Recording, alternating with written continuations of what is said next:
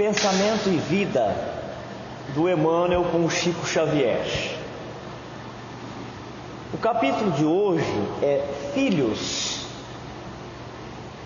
Nasce a criança trazendo consigo o patrimônio moral que lhe marca a individualidade antes do renascimento no plano físico. Então ele começa fazendo uma ponte para o capítulo anterior.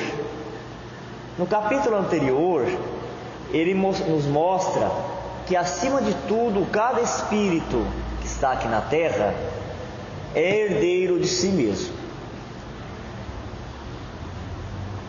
E a maioria dos espíritos que estão aqui na Terra, eles estão se construindo, se formando aqui na Terra mesmo.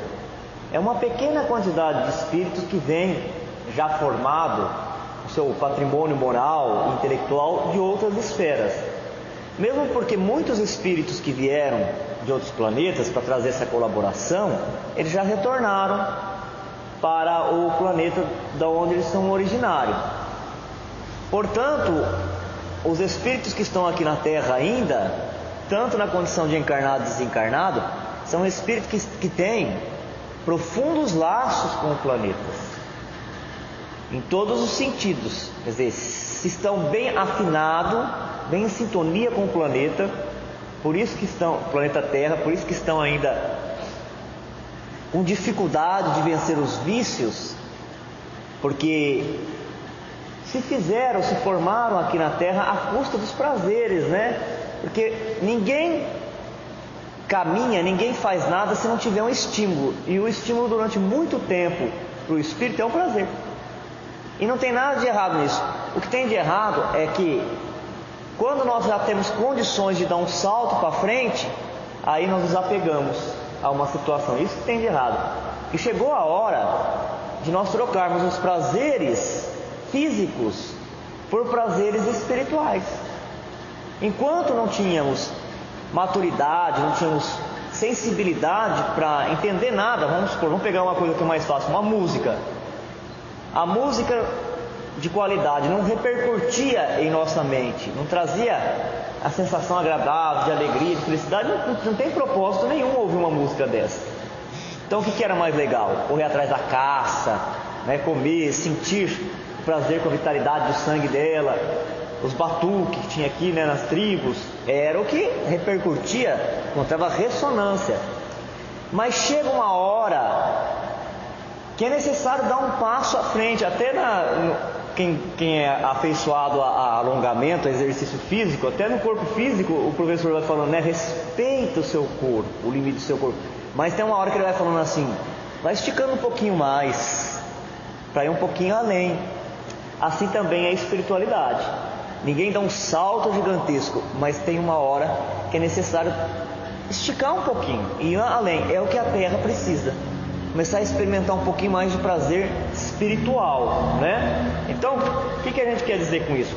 Que a maioria dos espíritos que estão na Terra estão fortemente vinculados na Terra, porque foi aqui que se fez. Saindo da condição da animalia, né?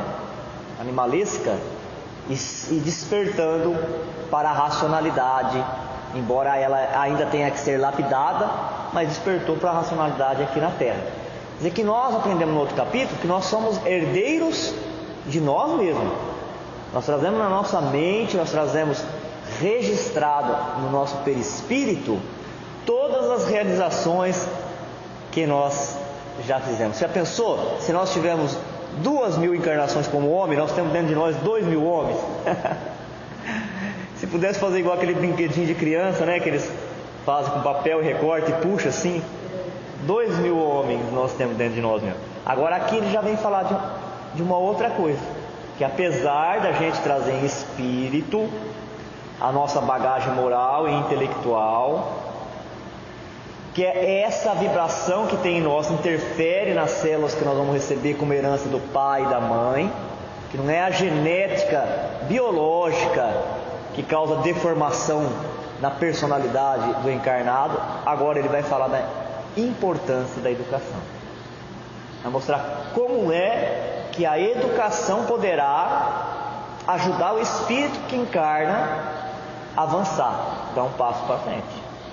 Porque senão não teria propósito da encarnação. É falar, já nasceu assim mesmo, é desse jeito, então não teria propósito da encarnação, se não nada resolvesse. Tudo bem, eu sou herdeiro de mim mesmo, eu trouxe qualidades e eu trouxe defeitos, vícios. Mas não tem jeito de fazer nada para melhorar esses defeitos, esses vícios? Não tem. Então para que tem encarnação? Né? Então tem uma finalidade, e ele vai mostrar como que é essa finalidade. No entanto, quando ele fala aqui, ó, no entanto, ele já está dando um novo rumo para a conversa. Receberá os reflexos dos pais e dos mestres, que lhe imprimirão a nova chapa cerebral, as imagens que em muitas ocasiões lhe influenciarão a existência inteira. A existência inteira. Olha o cuidado que deve ter. A melhor preocupação, melhor atenção deverá ser dada para a infância, para a primeira infância, para uma vida inteirinha. O espírito traz na sua mente espiritual bagagem do que ele fez, das conquistas que ele já fez em outra existência. Mas ao receber um cérebro novo, é como se fosse uma chapa fotográfica nova. E quem vai imprimir imagens nessa chapa é o pai, é a mãe, é o que vive em torno, são os mestres, é o adulto, é toda a sociedade. Imagem que vai servir para ele. Mesmo ele trazendo aquela tendência negativa, se foi colocada a imagem do belo, do harmônico, do respeitoso, aquilo servirá como um freio. Ele tem a tendência, mas aquilo vai freando devagar. E mesmo que ele faça uma coisa que aparentemente seja muito violenta, agressiva, pode ser que aquilo é muito menor do que ele poderia fazer sem a educação dele, sem a educação e informação que foi colocada naquele cérebro. Aliás, até a própria ciência percebeu que tem no nosso cérebro uma região chamada crivo, que é do aprendizado. Outro dia eu estava lendo com as crianças na escola a história de um funcionário que trabalhava naquelas minas, arrebentando a pedra para fazer túneis. Diz que ele era um homem assim, super educado, pontual no serviço, nunca ninguém ouviu ele falar um palavrão, nada que oferecesse decoro, respeitava os colegas, respeitava o patrão. E um dia ele estava fazendo isso num lugar que não podia colocar explosivo, então eles punham a pólvora e com o ferro eles batiam com um martelo. E no acidente o ferro voltou e atravessou pelo queixo, pegou uma parte do cérebro. Levaram ele para o hospital, ele fez um tratamento lá certinho, né? Cuidaram tudo dele. E quando ele estava melhor, ele voltou pro serviço, só que não teve aproveitamento. Mudou completamente a personalidade. Falava palavrão, ficou agressivo. O que nós podemos concluir disso, minha gente? Quem é bom, né? Se a alma dele, o espírito dele tivesse tudo isso daí mesmo, ele não ia mudar, por causa que arrancou um pedaço da massa cerebral, né? Mas como a maneira dele agir era produto de uma educação que ele tinha herdado ali dos pais ou dos avós, ou de quem criou um padrão cultural, estava no cérebro com um freio daquele o que não fazer, o que não pode, e foi retirado. Então os impulsos, a agressividade veio como um vagão descontrolado, abriu o campo.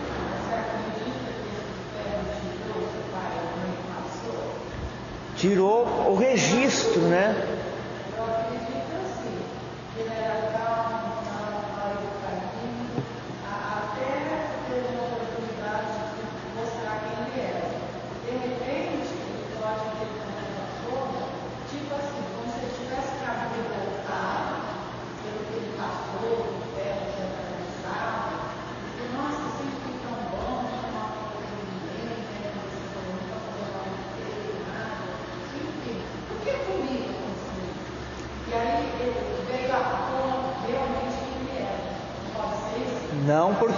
Não porque ele mudou completamente, não é só em um momento ou outro em que ele estava revoltado.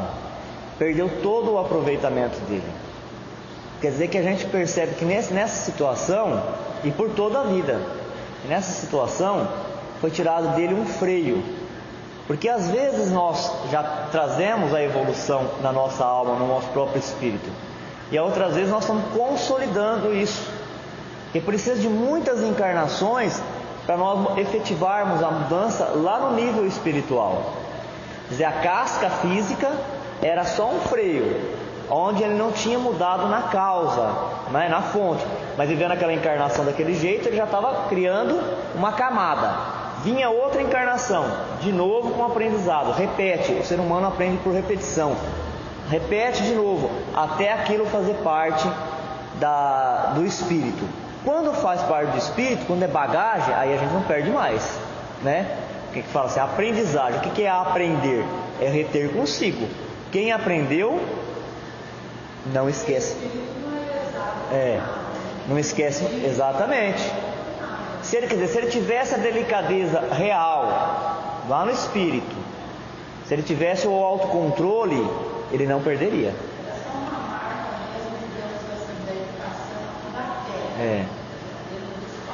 É igual um sabão que você pega, né?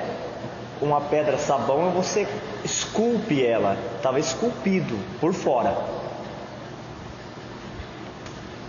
Mas se não tem, nem que seja essa casca do produto da educação, o espírito, ele se entrega à agressividade.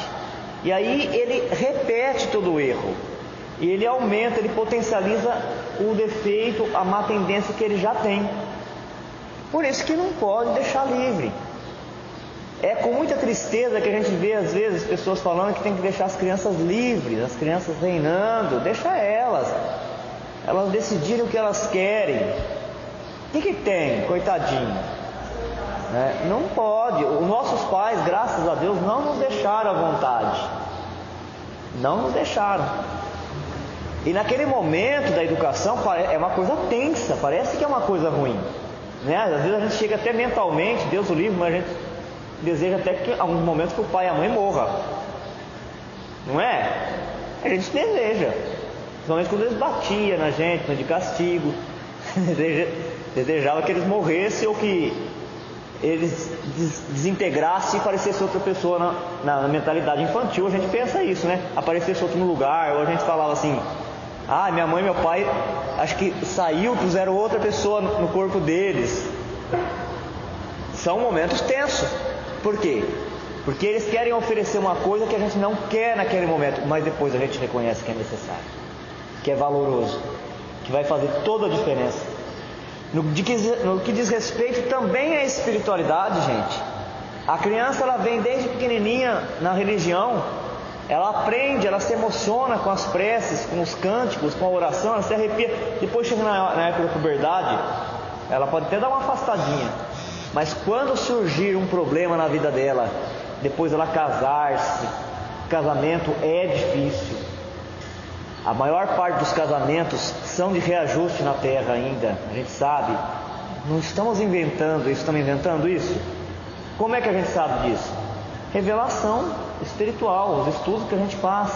A maioria não é por afinidade, a maioria é por reajuste, por necessidade de ajudar algumas almas que uma das partes comprometeu em outra existência.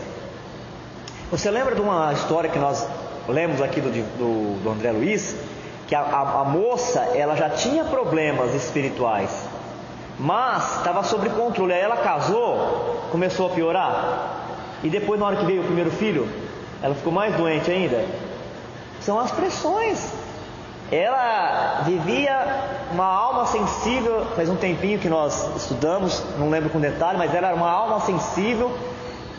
Lá dentro do lar já estava se desenvolvendo com dificuldade, mas dentro de um certo equilíbrio, né? De um certo controle, mas já manifestando alguns problemas mentais de ordem espiritual. Aí ela se casa, o compromisso do casamento já foi uma pressão para ela, aflorou. E aí vem um espírito na encarnação, que é um espírito que elas tinham um compromisso, ela e o marido, de ajudar.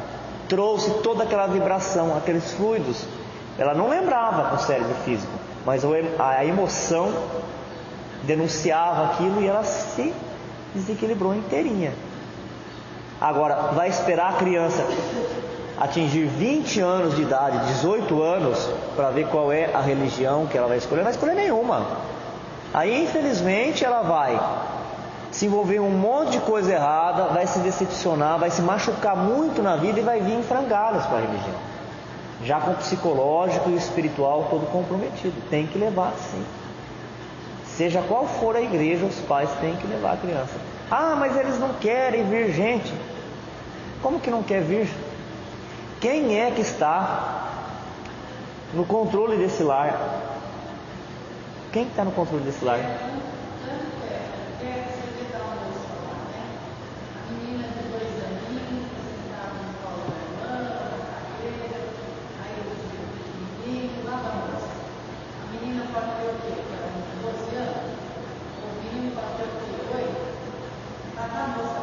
Sim, sim.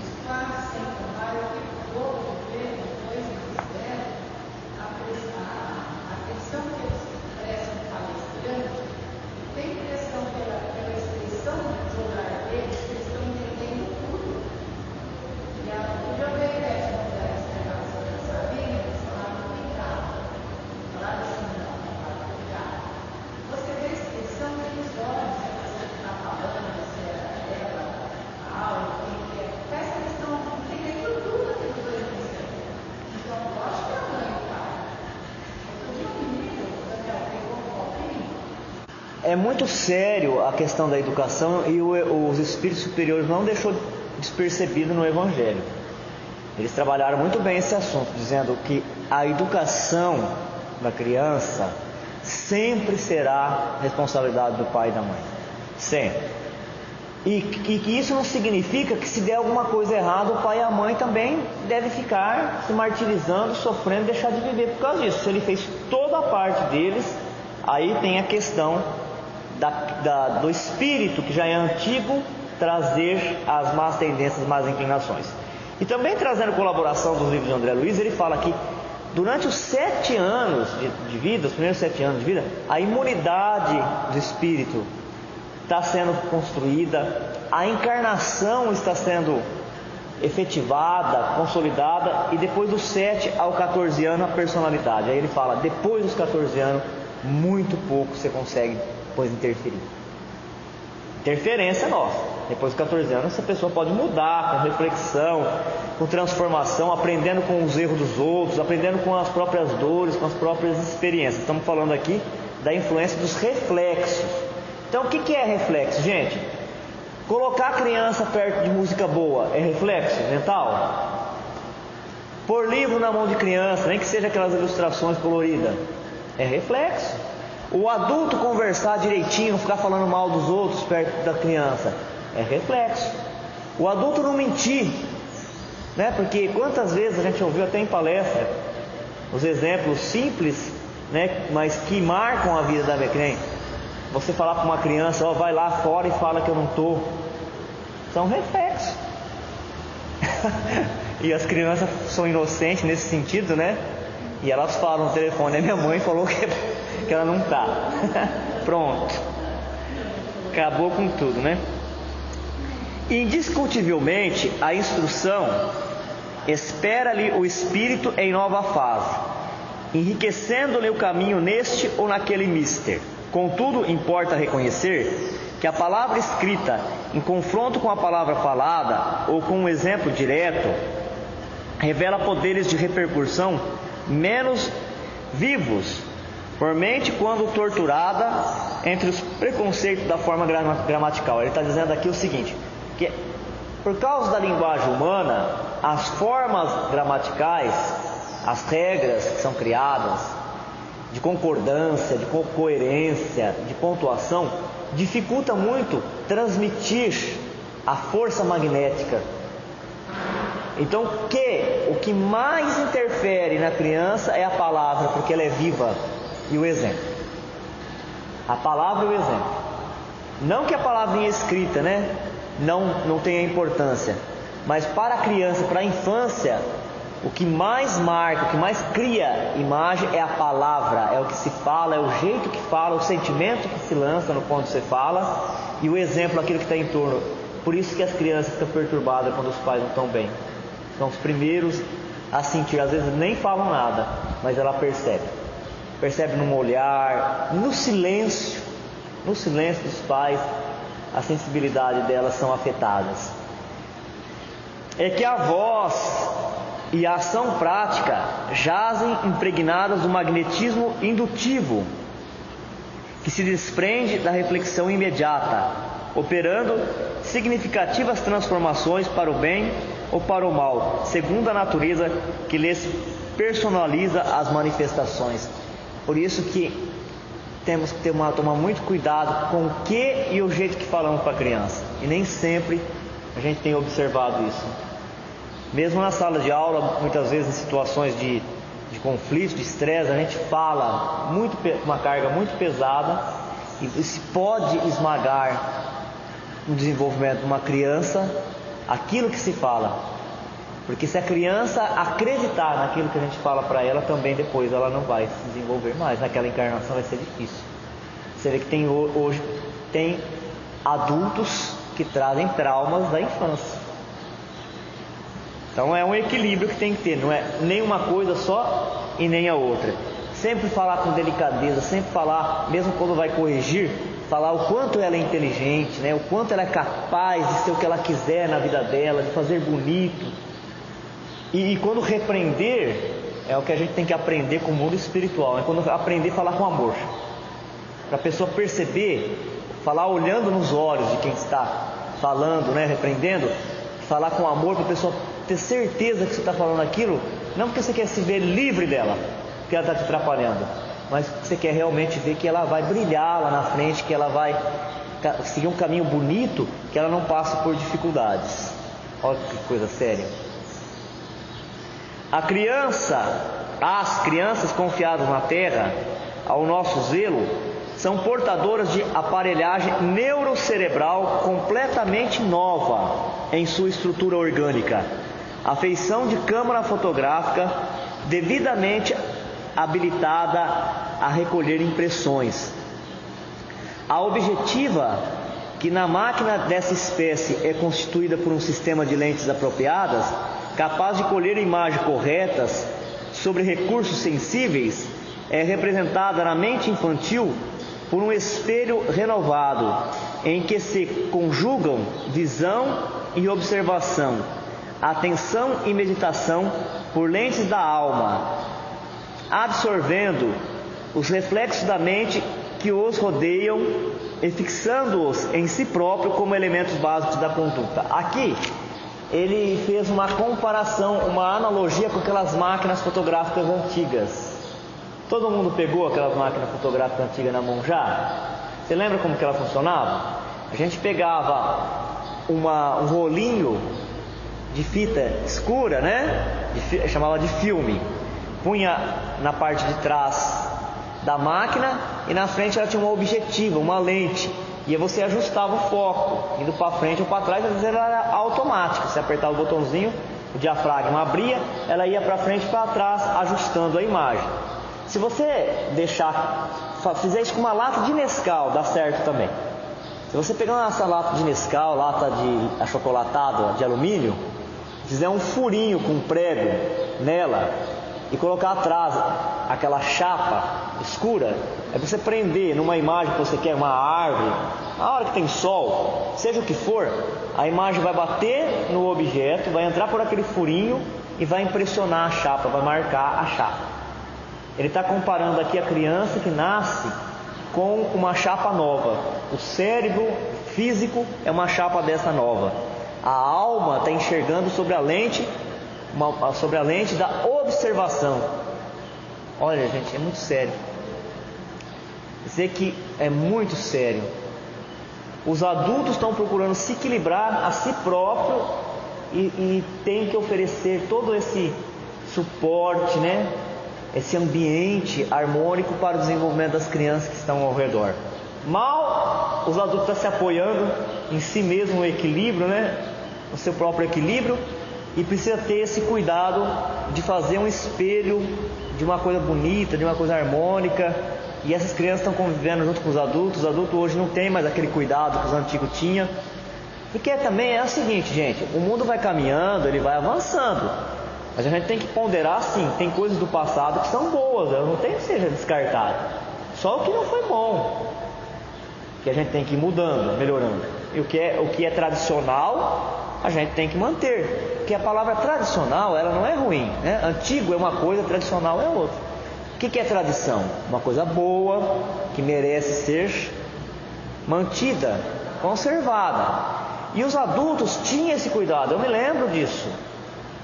Eu me lembro que quando os adultos iam conversar uma coisa séria, uma coisa grave, dependendo das idades das pessoas que estavam perto, eles se retiravam, eles pediam para a gente se retirar, porque sabia que a nossa psicologia não era preparada ou para fazer uma boa leitura, para depois não sair falando bobagem, divulgando de uma maneira errada aquilo, né? Porque cada um ouve e interpreta como pode, ou para não ficar com medo, assustado. E hoje os adultos falam qualquer coisa perto de criança, como se eles tivessem condições de fazer esse filme. E essa criança, né, esse espírito, ele nasce com um cérebro novo, essa alma está olhando com a lente, com a objetiva da meditação, da observação, da análise. Tem que ser oferecido coisa bonita para eles. Deus que nos ajude.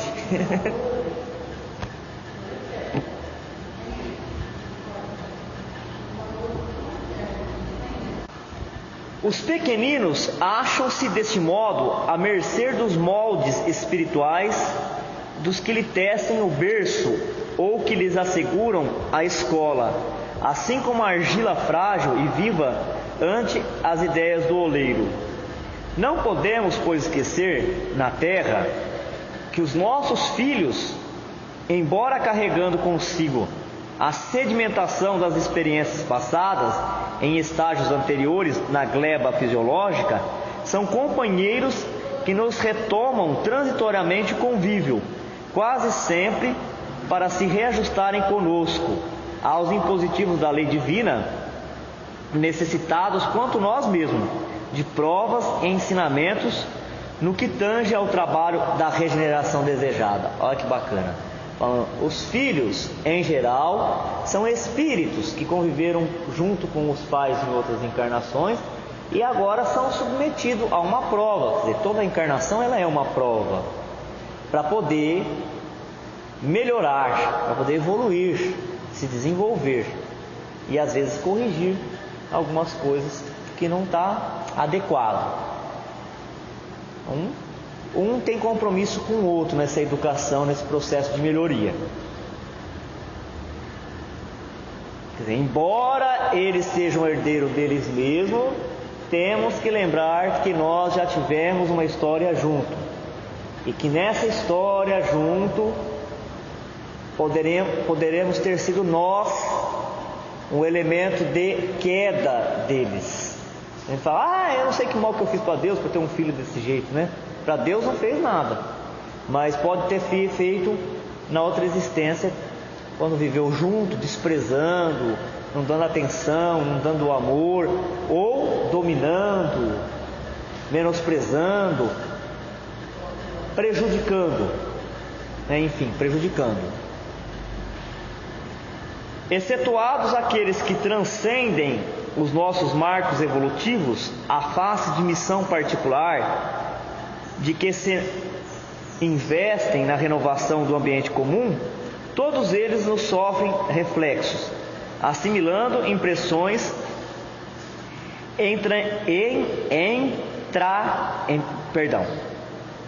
entranhadamente perduráveis, que às vezes lhe acompanham os passos desde a meninice até a morte do corpo denso. Olha que coisa legal. Quando o espírito é mais avançado, quando ele é mais evoluído, ele não sofre a influência dos reflexos daqueles que estão abaixo. Por isso que a casa espírita, bem orientado, ela trabalha a obsessão de uma outra forma. Ela trabalha a obsessão com foco na renovação do encarnado. A mudança de hábitos, de comportamento mental, das atitudes, a reforma íntima. Porque se nós vamos evoluindo naquilo que nós desejamos, naquilo que nós buscamos, nós passaremos a receber o reflexo só dos espíritos bons. Ah, mas tem um espírito aqui que me atrapalha, e daí?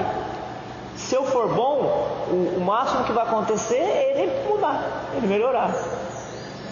Agora, se eu for pior do que ele, aí ele me arrasa mesmo, né? Porque ele sugere e eu acato. Então ele está falando que, com exceção, pequenas exceções, são alguns espíritos que vêm como missão dentro da nossa família, já são evoluídos. E esses não recebem a nossa interferência, o nosso reflexo. Quem recebe? Somos nós deles. Eles vêm para nos ajudar. São anjos que vêm para ajudar aquele agrupamento a mudar.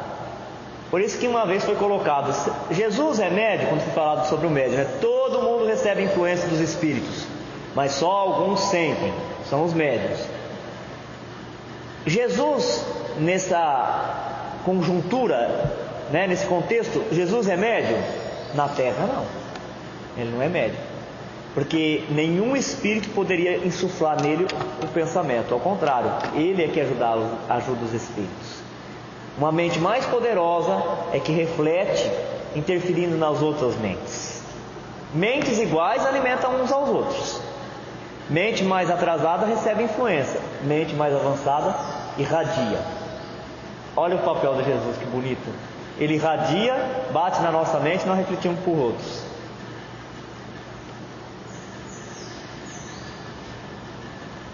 Tratá-los à conta de enfeites do coração será induzi-los a funestos enganos, porquanto, em se tornando ineficientes para a luta redentora, quando se lhes desenvolve o veículo orgânico, facilmente se ajustam ao reflexo dominante das inteligências aclimatadas na sombra ou na rebeldia, gravitando para a influência do pretérito, que mais deveríamos evitar e temer. Olha o cuidado, ele fala que aqueles que criam a criança como se fosse uma flor de estufa, quer dizer, tem pai que cria a criança de maneira artificial, se coloca na frente de tudo, querendo proteger, querendo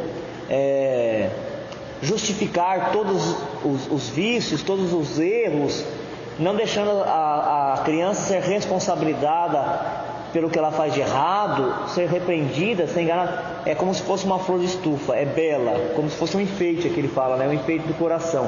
É muito bela, é muito bonita.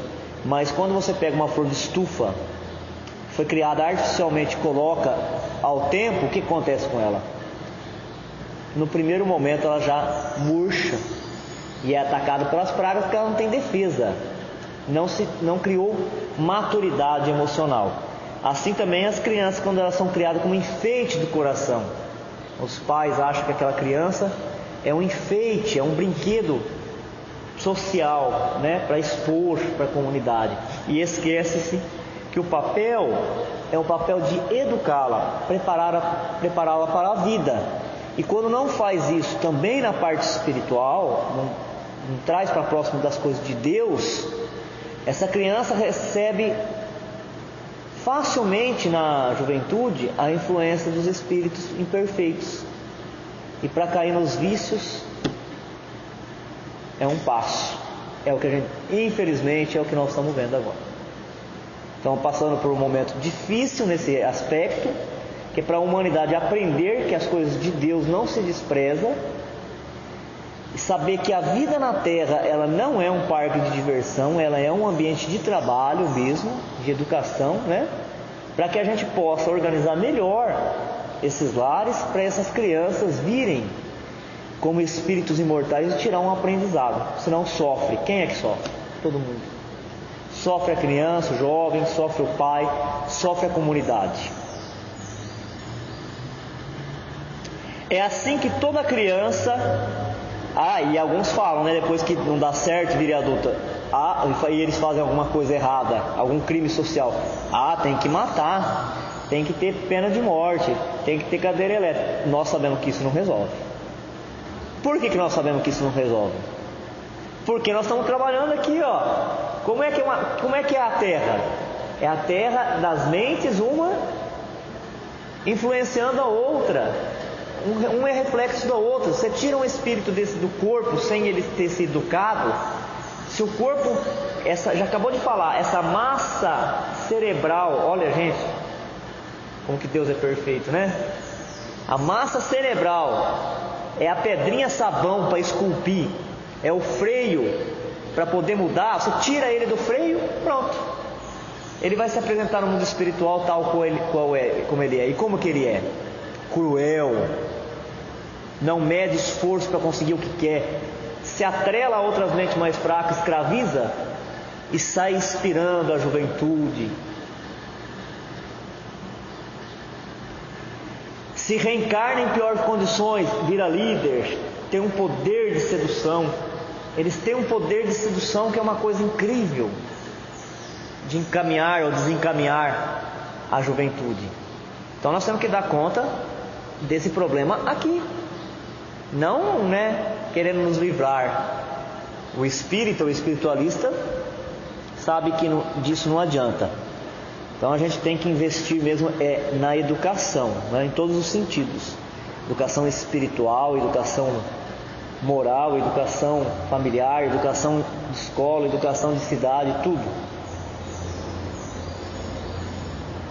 É assim que toda criança, para encerrar, é assim que toda criança entregue à nossa guarda é um vaso vivo a arrecadar-nos as imagens da experiência diária, competindo-nos, pois, o dever de traçar-lhe noções de justiça e trabalho, fraternidade e ordem, habituando-a desde cedo à disciplina e ao exercício do bem, com a força de nossas demonstrações. Para quem está trabalhando aí 12, 20 horas por dia, achando que tem que deixar uma herança para os filhos, olha a herança que tem que ser deixada. Noções de justiça, de trabalho, de fraternidade e de ordem, habituando-a desde cedo à disciplina e ao exercício do bem, com a força de nossas demonstrações, sem contudo furtar-lhe o clima de otimismo e de esperança. Ora veja, o Evangelho segundo o Espiritismo também fala isso, Maior herança que se pode deixar para o filho é ensiná-lo a trabalhar. Agora veja, se alguém que está trabalhando em 3 empregos, 3 serviços e tem filho, está preocupado com a educação do filho, está fugindo da responsabilidade, não é? Sem querer fazer nenhum julgamento, mas já julgando, não poderá estar colaborando com a educação do filho se fica tanto tempo assim afastado dele. Quando vai ver, já passou o tempo de educar. Acolhendo-a com amor, cabe-nos recordar que o coração da infância é urna preciosa a incorporar-nos os reflexos, troféu que nos retratará no grande futuro, no qual passaremos todos igualmente a viver na função de herdeiros das nossas